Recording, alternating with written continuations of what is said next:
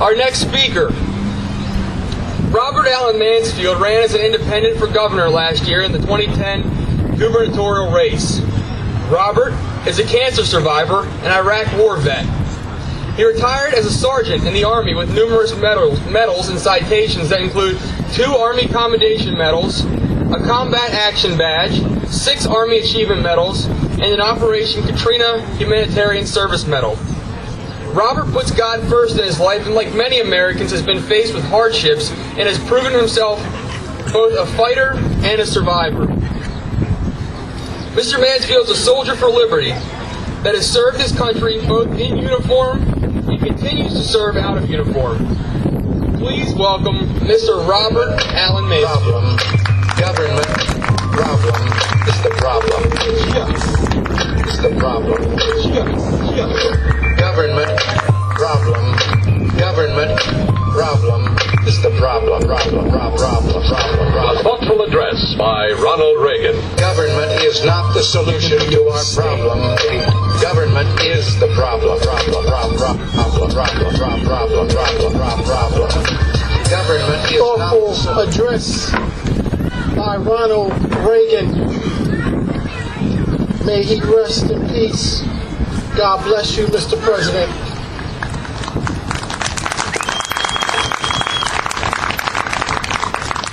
Andy, Patrick, Evan, Michael Koffenberger, Dave Moser,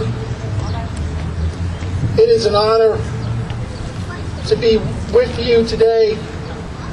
It is an honor to be in Hanover, Pennsylvania. I want to thank Sam Royer for his leadership with Americans for Prosperity, and I want to give a quick shout out to some young people that are here with me today. My road dog, my brother Lionel, back here. Thank you, Lionel, for being patient. Back in December, I was diagnosed with a traumatic brain injury due to my service in Iraq, and he's been with me every step of the way through examinations and doctor's appointments, traveling around the state and around the country. And it's an honor to have a dedicated brother with you as you go through these difficult times. So thank you, Lionel. It's an honor to have this, my brother.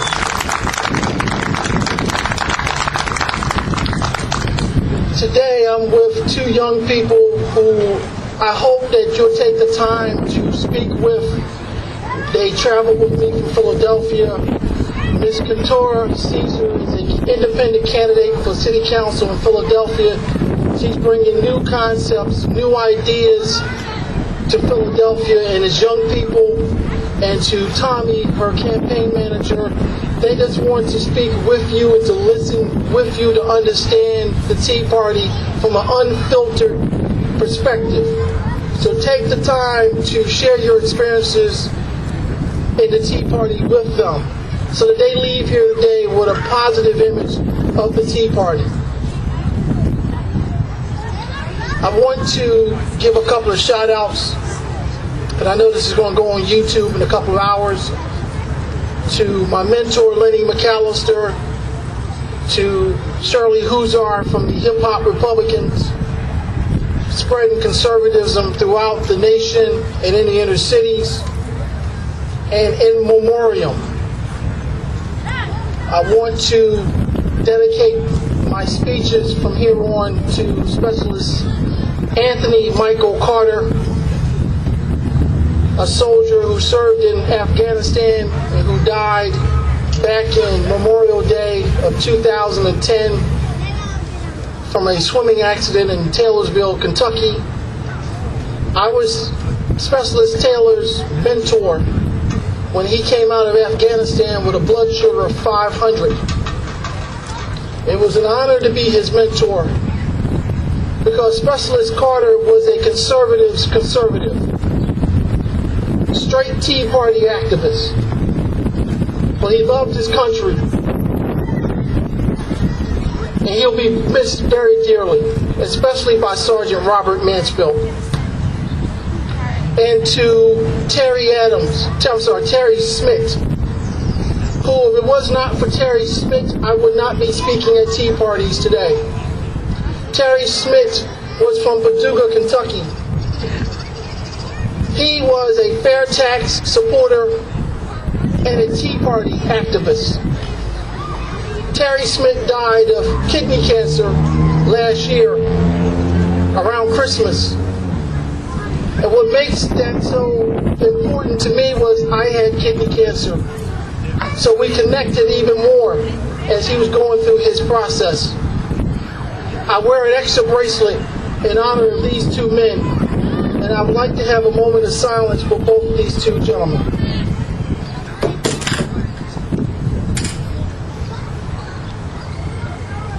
May the Lord bless them and keep them. My friends, my topic this afternoon is one of encouragement to just Hanover, Pennsylvania, to just Hanover Tea Party patriots, to you, Andy. My topic this afternoon is always be in search of excellence. I want to encourage you to always be in search of excellence. It was 40 years ago that a heroin-addicted mother gave birth to a child. And knowing that she was unable to care for that child, this courageous mother did one of the most selfless acts that any mother could have done. She sent her child down the Nile River.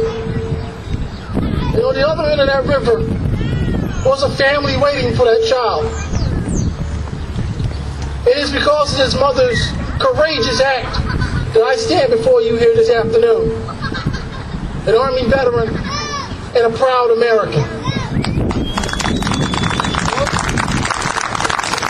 My friends, I spent 7 days in Philadelphia General Hospital recovering from heroin. Was transferred to a foster home. Then transferred to my adoptive family. Was molested at age 10, physically abused, and was told by the state of Pennsylvania that I am incorrigible. I cannot be helped. Was transferred to another children's home where I was raped, spit on, beaten, and mocked by the staff. The very same adults who were charged to protect me turned against me. Moved up to Eastern Pennsylvania where I learned to do preparatory speech. Became the student council president of a 98% white high school. Left Wilson to come back to Philadelphia only to become homeless. Gave my life to Christ in 91, but spent 4 years in a homeless shelter, on welfare. And in 1996, I joined the Army National Guard, the 103rd Engineers. In 2005, I re-enlisted into the Army National Guard, knowing full well that one day I would get a call. That call would ask me to put my life on the line, not just for America, but for the liberty and freedoms of the Iraqi people. August 2006, I received a call. We need 30 people to go to Iraq. I said, send me. December 22nd, December 21st, I boarded a plane to travel 7,000 miles to Kuwait. I landed in Kuwait on the 24th of December. On the 31st of December, I boarded a C-130. Destination unknown. Mission not clear. But landed somewhere in southern Iraq to join up with a convoy security team to protect the convoys going through Iraq. On September 1st of 2007, I stepped off at DC-10 in Indianapolis at 6:30 p.m. The first thing I did was bow down and kiss the ground in American soil. Because until you travel to another country and see the destitute and the problems, you cannot appreciate America until you go through that process. Was diagnosed with diabetes, and in 2008, diagnosed with cancer. On the 17th of June 2010, I rolled out of Fort Knox for the final time as a retired soldier, medically wounded, but proud of my service. Why did I stand here and tell you this story? Why does anyone care? But for one simple fact, every time I got knocked down, I got up.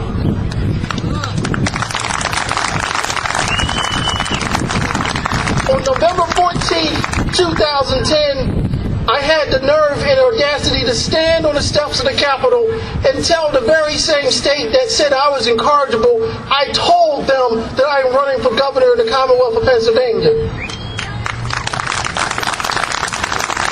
And though I did not win, I had fun. We articulated a clear vision for Pennsylvania and was very proud to be able to stand before you, my fellow Pennsylvanians, and articulate that vision.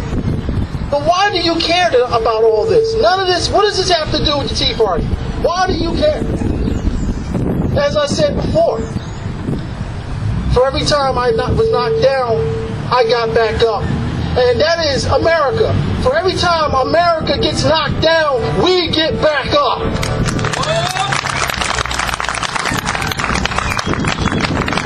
When the tall towers fell,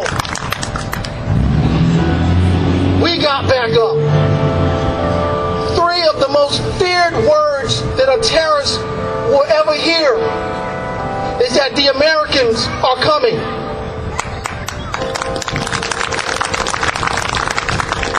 Three of the most comforting words on the other end of that red phone is that the Americans are coming. Three of the most feared words that Washington fears is that the Tea Party is coming.